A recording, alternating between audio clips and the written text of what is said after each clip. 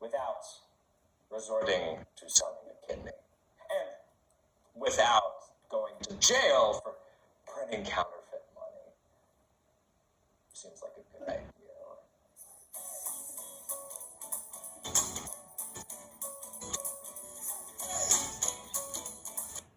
So, having set us up for the first unit, let's take a look at the last video for this week for the teens and for the kids and the adults too, and then discuss exactly what is money. Any questions about all this stuff so far before we keep going?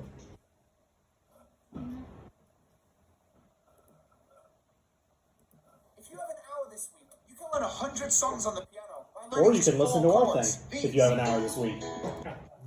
What does money look like to you? Chances are your idea of money is this, but maybe you don't carry cash on you. In that case, your idea of money may be this. Or what if you do all your shopping online? Then your idea of money would be this. Not the phone itself, but the data within it. But then what if you trade your phone to get something else? Like a new TV, would the phone be money then? Well, in this video, first we're going to learn about the importance of money by imagining a world without it. Then we'll define purchasing power, which is what money represents. Finally, we'll go over the 6 characteristics of money to figure out what can and cannot be used as money. Let's get into it.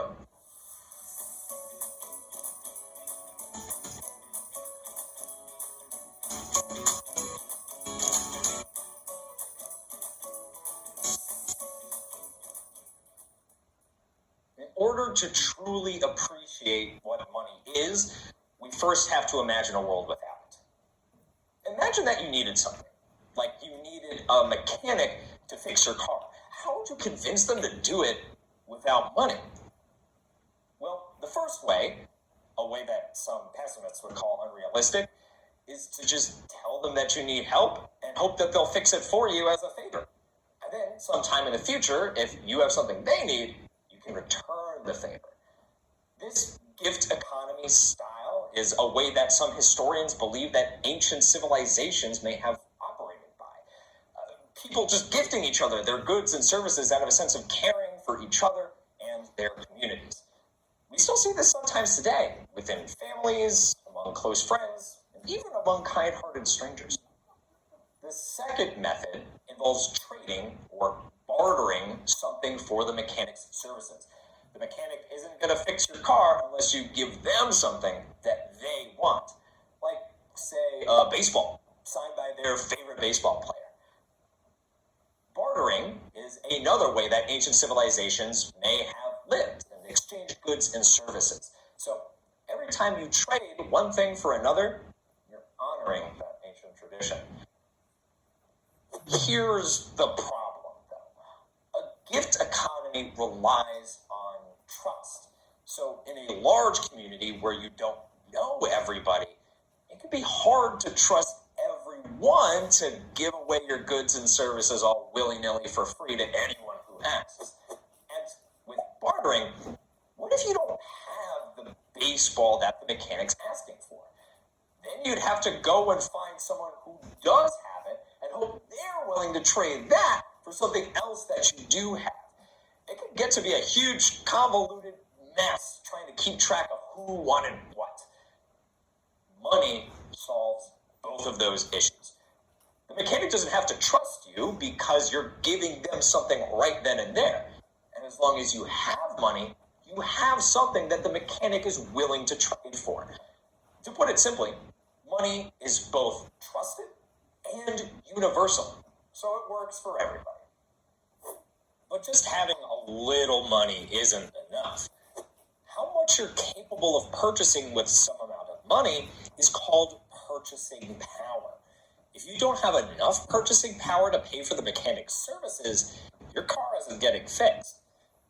Imagine you want to trick out your patio with some lights, and you only have $50 to spend. At one store, you see a set of yard lights you like that cost $50. That means your purchasing power is worth one set of lights and nothing else. You check a different store, and they have a different set of yard lights for $30. With that $50 in your pocket, you now have enough purchasing power to buy lights and something else. So you've got more purchasing power. So, money represents purchasing power, which can then be exchanged for goods and services, but you have to have enough of it. Which begs the question, what counts as money? Well, for something to be considered money, it has to meet certain criteria. First, money needs to be durable in order to last being passed from one person to another, to another, to another, to another. Like, could you imagine trying to use a banana as money? It'll go rotten in a week.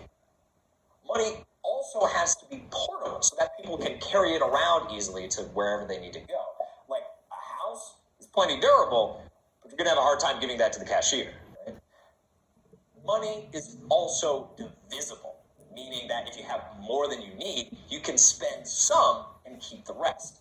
Like, say you wanted to buy a candy bar for $1.50. You could use a $5 bill to buy it, and that $5 bill would be divided into $1.50 for the candy and $3.50 as change back.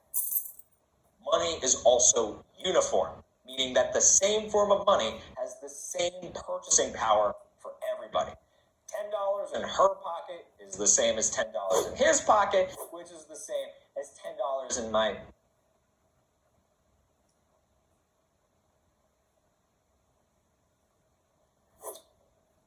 Money is also in a limited supply, meaning there's only a certain amount of it in circulation at any given point.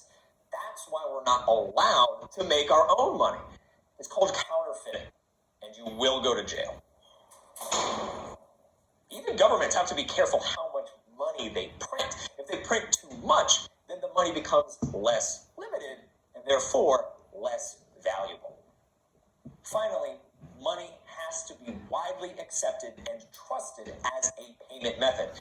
If nobody trusts or accepts your money, it's going to be pretty useless. As the world has changed and technology has evolved, different items have met these criteria and have been used as money. So, in the next video, we're going to take a trip through time and explore all the different forms of money and financial exchange that have existed in the past, see what it looks like today, and imagine what money might look like in the future. See you then. So we're actually going to have to wait until the future for that, because that is scheduled for the next session, and we'll keep on going through the basics of monies for kids, teens, and honestly, I learned a lot from this too, so adults as well. Questions I can answer about what money is? Okay. Oh, yes. Why exactly is there inflation? That's a wonderful question. So it was alluded to a little bit in the discussion when he was talking about limited supply. If you have a limited supply of money, you control the amount of purchasing power that there is, and it keeps the purchasing power high. The more money that you print, the more that it's available. You reduce the scarcity of the money, and so because it's not as limited anymore, it takes more to purchase the same amount of goods. That's essentially